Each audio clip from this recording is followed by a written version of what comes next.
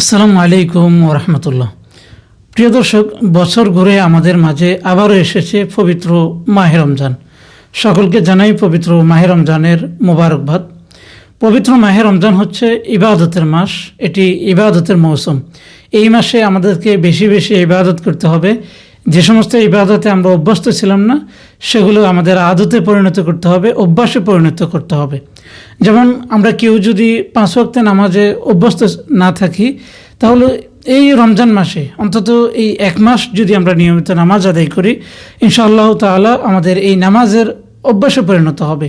আমরা নিয়মিত যারা সদকা করার অভ্যাস ছিল না, যাদের ভালো কাজ করার অভ্যাস ছিল না, অন্তত এই 1 মাস যদি আমরা ভালো কাজের পেছনে সময় দিই, তাহলে সারা বছর বাকি 11 মাসের জন্য এটি আমাদের ইনশাআল্লাহ অভ্যাসে পরিণত হবে।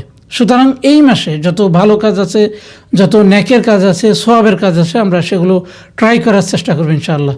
এই মাসটিকে আমরা অনুশীলনের মাস হিসেবেই ধরে নেব।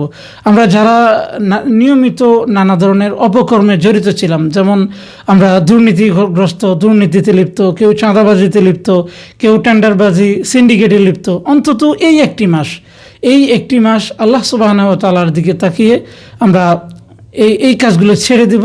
অন্তত এই 1 মাস যদি আমরা এসব খারাপ কাজ থেকে বিরত থাকি, বাকি 11 মাস আল্লাহ সুবহানাহু ওয়া তাআলা আমাদেরকে এই অপরাধগুলো থেকে বিরত থাকার তৌফিক দান করবেন। আল্লাহ সুবহানাহু ওয়া তাআলা আমাদেরকে তৌফিক দান করুক। আসসালামু আলাইকুম ওয়া রাহমাতুল্লাহ।